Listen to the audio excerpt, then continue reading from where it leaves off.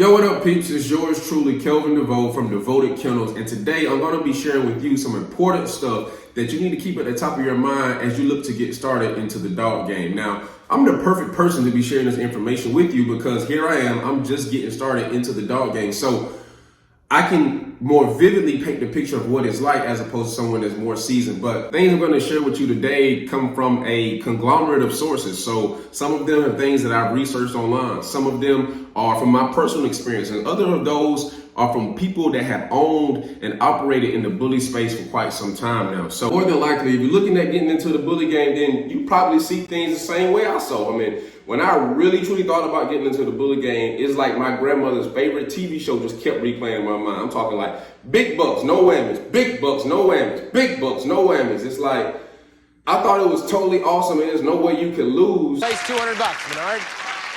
Okay, come on, big bucks, no whammies. Stop! Stop at 250. You're up to 450, 4 spins.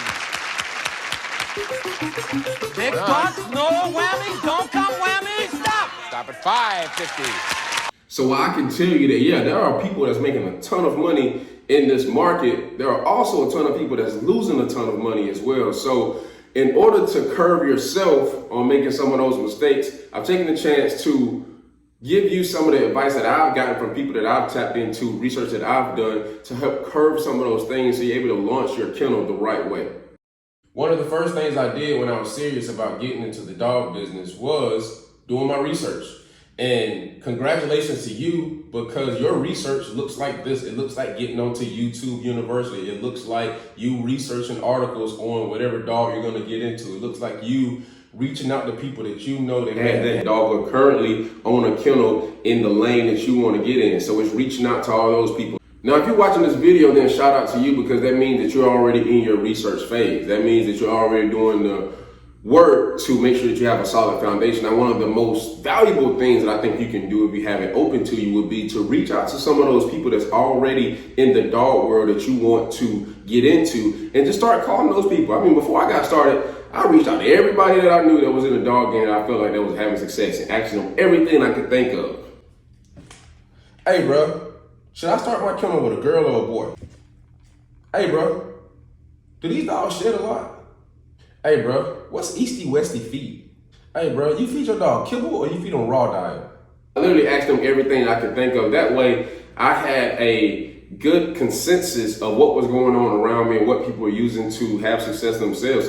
So what are some of those things that you should consider to make sure that you're giving your kennel the best start possible? One of the first things would be, which class of bullies would you want to work with? Now, I can go over all the bully classes in another video, but for this particular video, I'm gonna let you know that I started with the pocket bully. Personally, I wanted something smaller than the XL. I wanted something I could have in the house, I could have on the couch. They wouldn't take up a lot of space, but I wanted something bigger and taller than the micro exotic, something that could be functional, something that could move and train the way that I'm gonna move and require it to train. So the pocket bully fit my personality and my lifestyle the best, and you have to do and find whichever class works for you. Once you determine what type of class of bully you wanna work with, now you need to start thinking about what color bully do you want? What color dog, what color coat do you want your dog to have? And in the bully game, there's all kind of pretty amazing coats out there. There's fawn, there's blue, there's tri, there's lilac, and there's a mixture of all of those. But the particular color that I'm starting with, or particular coat mutation rather, is a blue tri merle. So blue tri is what it officially is, and merle is a particular pattern that is not quite officialized yet. So a blue tri merle is what I'm working with, and to me, great choice.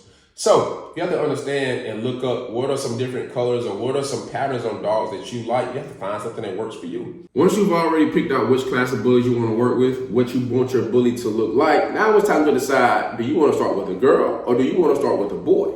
Now, I can let you know that originally I wanted to start with the girl for the reason that most people want to start with a girl, which is if you start with a girl bully and you have puppies, you control the litter, which just means you just maximize your profits. Now, there are some things to consider. I wouldn't necessarily consider them positive negatives, but there's some things to consider when you want to start with a girl. When you start with a girl, You have to wait at least 18 months on average before you can make any money from her, because even though she'll come in heat within her first year, you have to wait until the third heat, which is generally around a year and a half, 2 year mark. So you have to think, can I afford to take care of a dog and shell out money and expenses for almost 2 years before I make any money? If you can, I say go for it. Now, due to unforeseen circumstances, I've had to start with the boy. And honestly, now that this has happened, I'm actually happy that I'm starting with the boy, because this is going to give me more insight into the world, into the bully world, and what I can do. So starting out with the boy, boys can make money faster than girls because you can have stud fees. Now, the trick to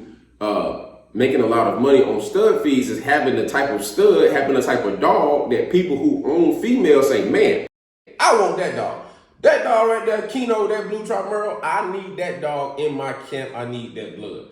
So you want people to think about your dog, look at your dog that way. So when you're picking out whether to start with a girl or a boy, if you're picking out a boy, you have to say, hey, is this dog the type of dog that other people would want to spend $2,000, $3,000, $4,000 for them to be the sire and the dad of their litter? If you're getting a girl, you have to say, hey, what girl would produce not only the most puppies, because you can't determine that, but what can produce the most genetics, the most structure, the most solid foundation for what I'm looking to do here with my kennel. And you have to go based off that, and you can't tell from the puppy themselves, but you can tell from their lineage, from their blood, from what their mom and daddy looks like, how they move, and you can take that synopsis of what you get and make a calculated guess as best you can, for sure. Which segues us into one of the most important things to consider when you're looking up dogs is you have to start choosing genotypes over phenotypes, which is you have to start choosing the blood and the lineage of where that dog comes from over what that dog looks like, how big the daddy head is, and what color the dog is going to be. Because phenotypes can change and they'll vary as we go. But those genes, those things that make up the dog internally, the health status of the dog structure, how it performs, the joints, the bones, the organs, all of the stuff, because we already know if you're looking to get into this bully game, then bullies, they can have a lot of health problems. Now, a lot of those health problems can be curbed with a good diet and, like I'm saying, choosing your genotypes over your phenotypes. Hey, what does this dog come from? What did this dog great-great-great-grandfather look like? What was his great-grandmother look like? What have people, offsprings of the dads, what have they looked like? And so you take all of that together and you form, hey, where does this dog come from? What makes up this dog? What makes this dog so special? And being in the bully game, especially having papers, whether you're registered through the ABKC or another registry, you can trace the lineage back from your dog and figure out what should this dog look like and what kind of production am I going to get out of this dog, which is important if you're going to charge people $2,000, $3,000, $4,000, $5,000, $10,000 for a puppy. Now, once you've thought about what class you want to work with, what you want your dog to look like, whether you want to start with a boy or a girl, you've chosen the right type of dog that comes from the right line that you believe in, that you believe that more than not, it is going to be healthy and up to a reasonable standard in the bully community. Now it's time to think about you personally. And it's been over 10 years since I've had a dog. I was in college. I was like maybe sophomore in college before I had a dog. Well over 10 years. And the reason why I haven't had a dog is because I simply haven't had the time to have a dog.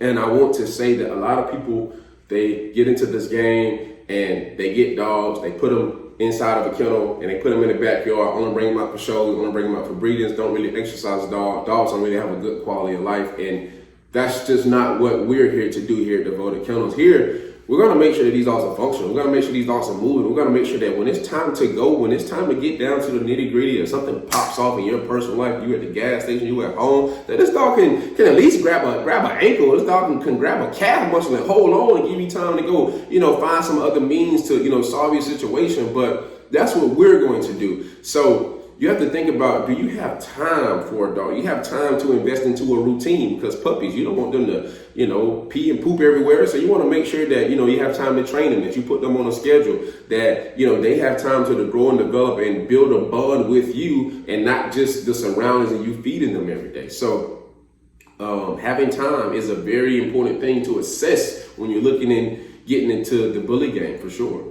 Because these dogs aren't easy to train. It's not like you're working with German Shepherds or Malinois. These dogs, you're going to have some patience to train a bully. I'm telling you. So as I wrap up, I just want to shout out to some of the people that's helped me understand what it's like and how I can curve myself from some of those pitfalls within the bully game. So shout out South Cac Exotic, shout out to Block, shout out to Quay at No Mercy Bullies, and shout out to my dog Tank at Duke and Duchess Kennels for all just dripping and giving me game and helping me understand the road that I'm about to travel. So shout out to y'all. I want you to get all the sauce, all of the things that I'm going to share. I would greatly appreciate it if you like, subscribe. Stay tuned. We got some more stuff coming. This was just the first video, but we just getting started, baby. So it's yours truly, Kelvin DeVoe. I sincerely appreciate all y'all for tuning in and tapping in. Yeah, so until next time, hope y'all be easy, man. Let's go.